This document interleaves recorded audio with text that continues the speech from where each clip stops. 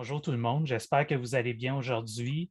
Comme ça a été dit précédemment, aujourd'hui, je m'en viens vous parler de la diversité du concept de race tels qu'ils sont présentés dans le jeu de rôle Donjons et Dragons. Mais avant de commencer, je dois tout de même vous mentionner que cette présentation est basée sur des recherches que j'ai faites conjointement avec mon collègue Antoine Prémont. Bien que je prenne un autre angle d'approche, plusieurs éléments sont basés ou empruntés à ce travail initial avec sa permission, bien sûr. Mais justement, pourquoi aborder la question de la race et du jeu de rôle en soi?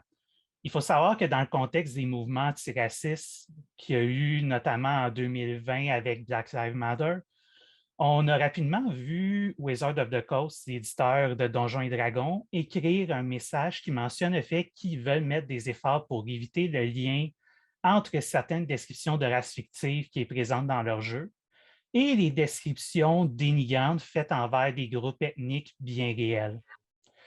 On pourrait déjà se demander pourquoi l'on s'intéresse aux liens entre des groupes réels et des races fictives dans l'univers d'un jeu de rôle sur table se produisant dans un monde fantastique qui, de prime abord, est différent du nôtre et est régi par d'autres règles, qu'elles soient magiques ou autres. En fait, il faut savoir que ce genre de phénomène-là a déjà été étudié par plusieurs autres chercheurs et chercheuses avant moi. Dans le domaine des jeux de rôle massivement multijoueurs, par exemple, on peut nommer Melissa Jimonson, qui montre que la plupart des races sont basées sur des groupes ethnicisés réels, alors que les humains sont plutôt liés à une vision stéréotypée de l'Européen blanc. Du point de vue plus intermédiaire, on peut citer Hélène Young, qui montre que la vision des races utilisées dans la fantasy a été faite dans un contexte où les questions de hiérarchie raciale entre les différentes races étaient normalisées. Ces concepts sont ainsi retrouvés intégrés dans les conventions du genre, que ce soit dans la littérature, les jeux de rôle, les jeux vidéo, etc. Enfin, on peut citer Antero Garcia qui montre que pour la question du genre et de la race dans les jeux de rôle, les jeux sont influencés par l'environnement culturel qui les entoure, que cela soit du côté de la compréhension du jeu qu'ont les joueurs et les joueuses, que des systèmes du jeu faits par des personnes qui, au final, ne sont pas isolées de leur contexte culturel et vont être influencées dans la manière dont ils vont réguler la question de la race et du genre dans leur jeu. En s'appuyant sur ces notions que j'ai citées un peu vite, je dois l'avouer, je vais aborder avec vous comment les concepts de race et de diversité sont inclus dans des manuels du joueur de Donjons et Dragons. Nous verrons ici une situation complexe et dissonante où les humains sont à la fois plus et faussement diversifiés et où les autres races souffrent d'un essentialisme et d'un déterminisme qui limitent grandement leurs possibilités et leur variété tout en les rattachant à une vision coloniale de la diversité. Avant toute chose, il faut se demander pourquoi le choix d'aborder spécifiquement Donjons et Dragons alors qu'il y a plein d'autres jeux de rôle qui sont disponibles. Il faut savoir qu'il y a plusieurs éléments qui ont mené vers ce choix-là. De un, son ancienneté permet de voir l'évolution des discours raciaux tout au long des nombreuses éditions qui ont suivi son arrivée en 1974. De plus, avec sa popularité, il serait vraiment difficile d'ignorer que les univers et les systèmes de jeux de Donjons et Dragons ont influencé plusieurs jeux de rôle, qu'ils soient sur table, vidéoludiques ou même dans le cadre d'activités en grandeur nature. Cela va sans compter les nombreux produits dérivés basés sur les différents univers de jeux de Donjons et Dragons, tels la série de livres Les Royaumes oubliés ou encore la série de jeux Baldur's Gate qui a eu un opus récemment. Le choix de se concentrer sur les manuels du joueur est assez intéressant dans le sens qu'on va pouvoir voir par les descriptions et les règles dans ces manuels, que ce soit dans l'édition originale, les deux éditions de règles avancées, la troisième, la quatrième et la présente cinquième édition, les choix qui ont été faits par les développeurs au début de chacune des éditions. De plus, c'est des manuels qui ont souvent servi comme le premier moyen de compréhension ou de référence pour les joueurs-joueuses qui désiraient connaître l'univers de jeu et ses règles, ce qui augmente aussi son influence sur un plus grand bassin de personnes. faut aussi savoir que à chaque édition, il y a bien entendu du matériel supplémentaire, mais en se basant sur les manuels du joueur qui sont souvent sortis avec le début d'une nouvelle édition, on peut voir comment ces nouvelles moutures du jeu ont été pensées et intégrées sur le plan de la race, alors que les contenus supplémentaires qui, oui, peuvent apporter des précisions et des visions différentes, ne sont pas nécessairement pensés de la même manière ou créés par les mêmes personnes, ce qui fait en sorte qu'on a plusieurs visions qui divergent de celles qui ont été pensées au début de l'édition et sur comment le jeu doit être joué à la base.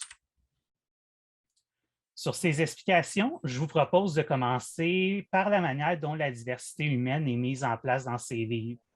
Il faut savoir que la question d'humanité est assez incontournable pour comprendre la manière dont les autres races sont traitées, en particulier dans la première édition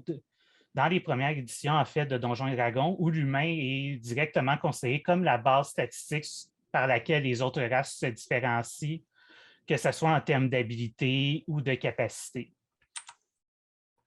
En fait, l'humain, dès l'édition originale, est ouvertement considéré comme la représentation de la diversité humaine dans son entièreté. La caractéristique des humains est ainsi qu'ils ont une identité ethnique ou culturelle multiple. Malgré tout, on voit déjà certains signes qui montrent que cette diversité n'est pas aussi diverse qu'elle ne semble être au premier abord. En fait, plus les humains sont décrits, moins ils sont divers. Dès la première édition des règles avancées de Donjons et Dragons, on les montre comme plus tolérants et plus aptes à gouverner des empires que les autres races. Ça n'y a pas vraiment avec la présente cinquième édition où les humains sont décrits comme des pionniers, des innovateurs qui mettent en place de puissants empires basés sur la conquête et le commerce. Déjà, on commence à avoir une vision qui tient plus à une description glorifiée des empires coloniaux européens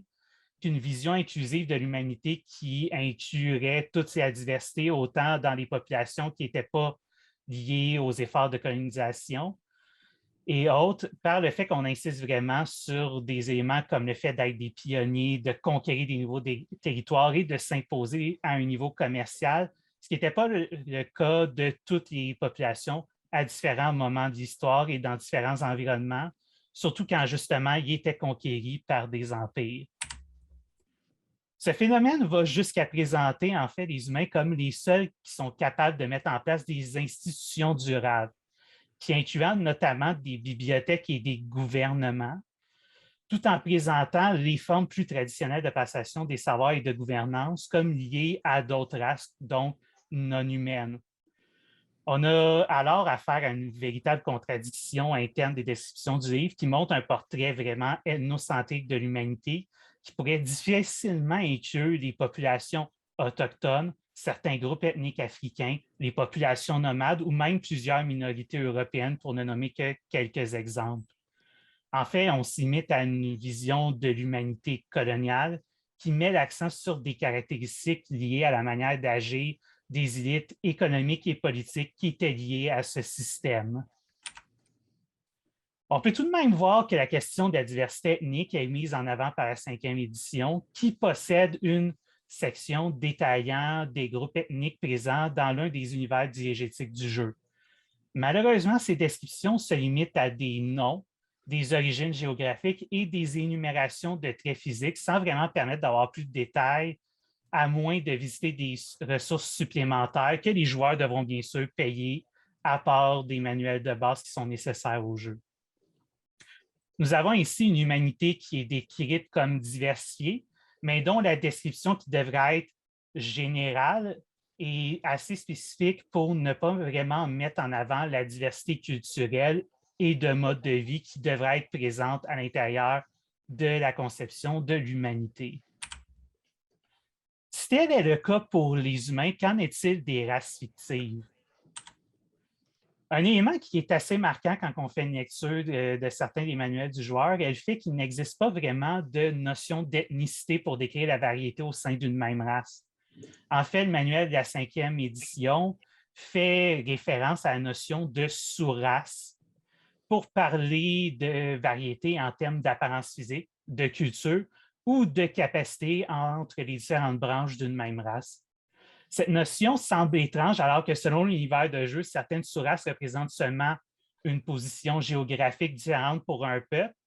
alors que d'autres représentent plutôt une différence plus significative en termes de culture ainsi que de caractéristiques mentales et physiques qui ne prend pas toujours en compte la position géographique. Par exemple, chez les elfes, il y a les hauts elfes et les druids, qui, même si on prendrait pour acquis qu'ils habiteraient le même territoire, seraient élevés dans la même culture, auraient les mêmes cercles sociaux, les mêmes emplois, etc., seraient tout de même considérés comme deux sous-races totalement différentes, alors que dans le cas des nains,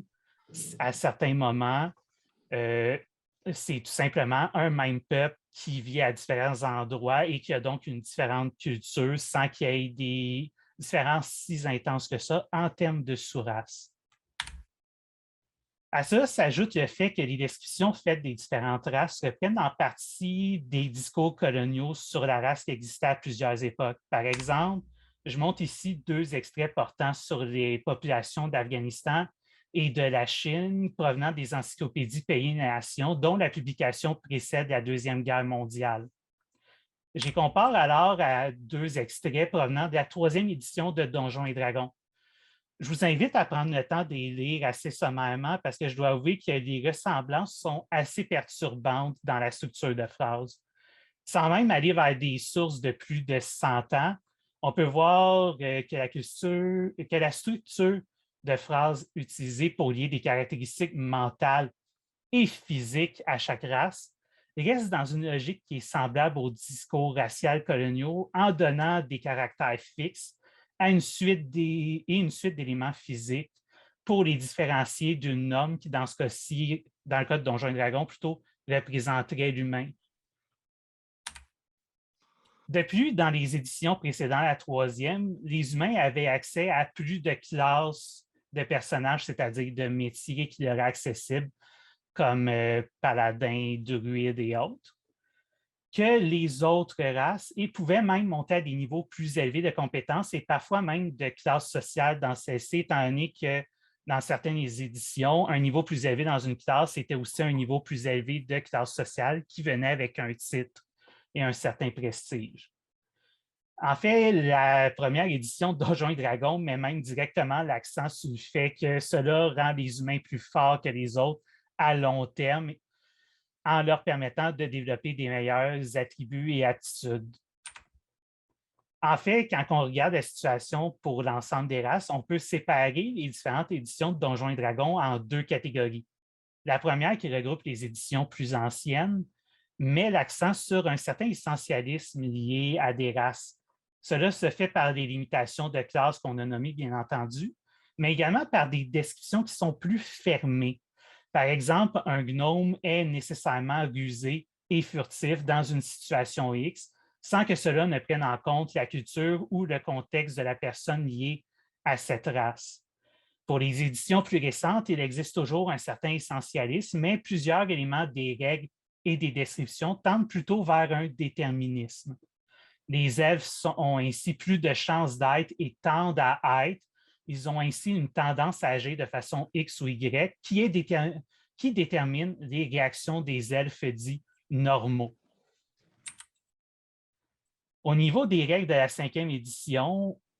on peut voir que les personnages de chaque race ne sont pas limités à certaines classes. En contrepartie, leurs particularités statistiques tendent à les diriger naturellement vers certains rôles. Les halflings, par exemple, gagnent plus de dextérité, ce qui les prédestine à être meilleurs dans certaines classes de personnages, telles celles de voleurs. Le nain, quant à lui, a plus de constitution, ce qui est particulièrement utile pour les classes de combattants. Au contraire, l'humain n'aura pas cette influence et peut même, selon le système de règles qui est choisi lors de la partie, choisir de prendre un don qui lui permet d'avoir plus de flexibilité et même de se spécialiser plus que les autres selon son choix. Ils sont ici les seuls qui n'ont pas nécessairement d'avantage à aller vers une classe plus qu'une autre. Il faut tout de même savoir qu'un nouveau livre de règles supplémentaires du nom de Tasha Cauldron of Everything a été publié il y a un an avec des annonces de nouvelles règles pour répondre aux éléments problématiques qui ont été relevés dans le message de Wizard of the Coast cité en début de cette présentation. Le problème est que ces règles sont présentées comme une simple option supplémentaire, dissociées du contexte des éléments problématiques liés aux races,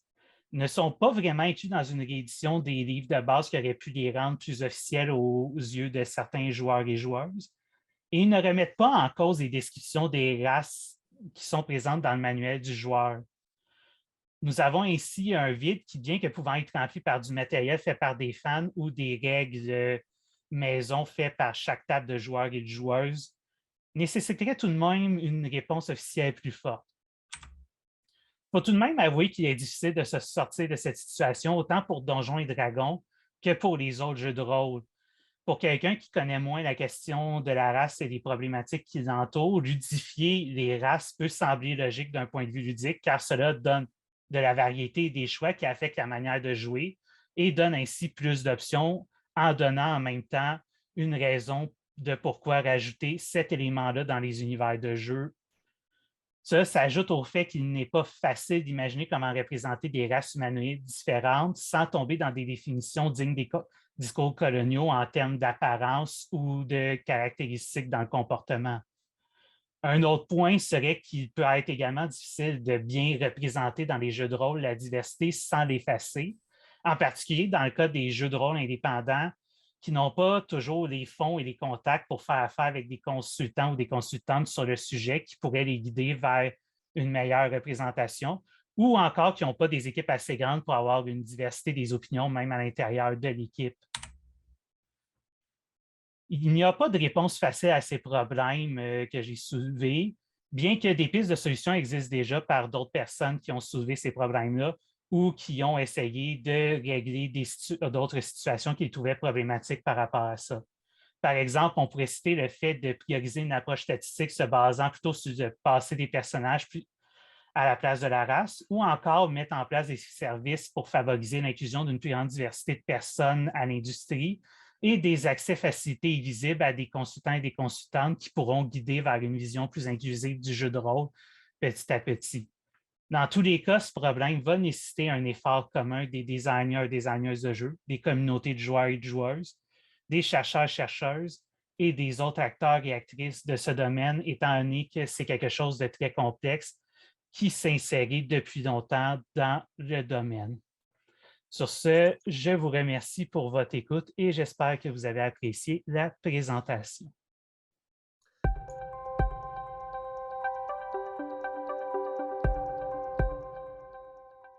Merci beaucoup, Samuel, pour cette présentation fascinante. J'ai envie de résumer en disant, finalement, tu viens de démontrer que le système de règles de Donjons et Dragons incarne, c'est comme une représentation du privilège blanc, mais avec certaines modifications, certaines métaphores, ou certaines fictivisations. Est-ce que c'est inéluctable que ce soit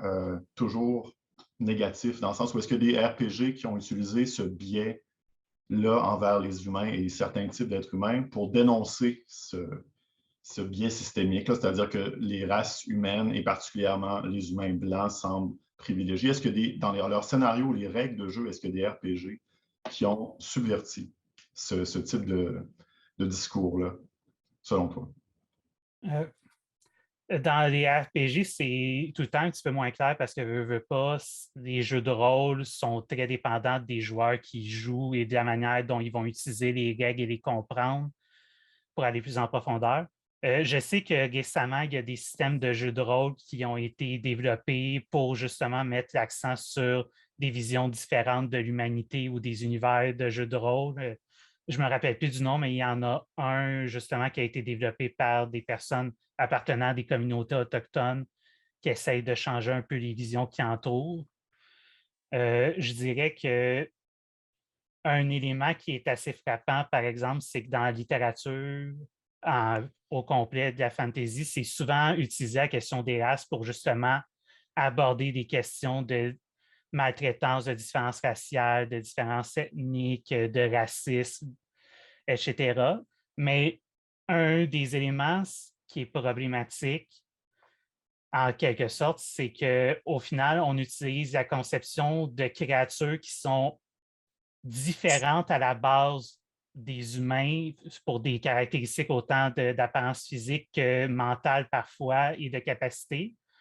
pour essayer de critiquer des éléments qui sont liés à des humains qui n'ont pas des différences comme ça entre eux et qu'on parle plutôt des différences culturelles, ce qui apporte toujours un certain problème dans la manière de faire parce que nécessairement les personnes dans ces discours-là sont présentées comme différentes, même si on essaie d'accepter cette différence-là ou de la montrer plus appréciable. Merci beaucoup pour la réponse. J'imagine que ce serait intéressant de faire une étude ethno avec des communautés de joueurs pour voir s'il y a une subversion, une réappropriation ou même des nouvelles règles faites par les joueurs eux-mêmes pour changer cette dynamique-là. Merci encore pour la présentation, c'était très intéressant. Merci à Van Cogvin. Je m'excuse si je ne prononce pas le nom exactement celui que je pensais, Coyote and Crow. Je me demandais en fait si tu avais des réflexions en fait, parce que tu as discuté des questions culturelles, mais dans Donjons Dragons, il y a quand même un aspect important autour des origines de plusieurs types de créatures, là, ce que Donjon appelle des races. Mais c'est la question de l'alignement. Je ne sais pas si dans ta réflexion, tu avais travaillé sur qu'est-ce qui se passe, par exemple, dans le cas, par exemple, de créatures comme les orques et les gobelins qui sont considérés comme par défaut méchants et les humains neutres, etc. J'avais déjà abordé la question avec mon collègue Antoine Prémont, plus spécifiquement sur le concept des demi-orques en tant que tel, parce que dans les descriptions des demi-orques, souvent ils sont liés à une divinité qui s'appelle Grumsh, qui est une divinité de guerre, de conquête et de violence, qui est directement chaotique mauvaise. Ce qui fait en sorte qu'on a une race qui est jouable, qui est directement liée à un être qui est considéré comme foncièrement mauvais. Et pendant toutes les descriptions qu'ils font des demi-orques, ils montrent le fait qu'ils ne peuvent pas vraiment échapper à cette nature-là, alors que leur Dieu les influence dans leur sommeil ou à certains moments, etc. Un autre problème avec tout ce qui est alignement, c'est que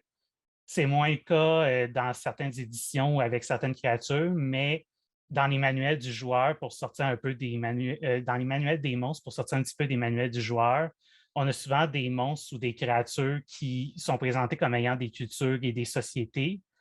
mais qui sont directement liés à un alignement, que ce soit chaotique mauvais, loyal mauvais, neutre bon,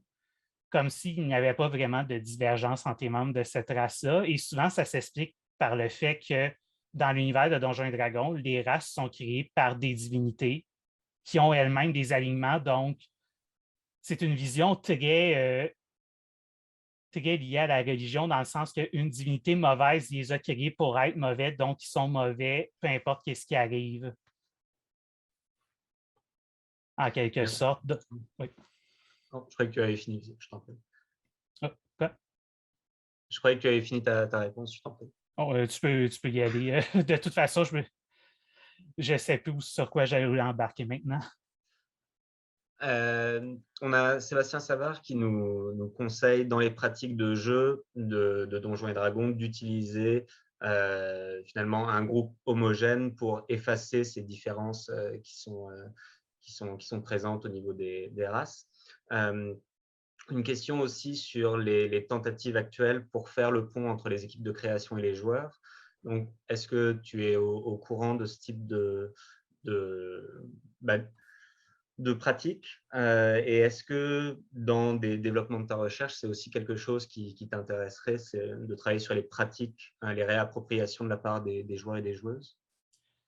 Je dois avouer que en partie, j'ai étudié les pratiques plus d'un aspect auto-ethnographique, étant donné que je suis moi-même un joueur de jeux de rôle, donc j'ai des connaissances sur le sujet. Quant au lien entre joueurs et industrie, je dois avouer que ça n'a pas été mis de l'avant dans mes recherches tant que ça, outre le fait qu'il y a constamment des discussions entre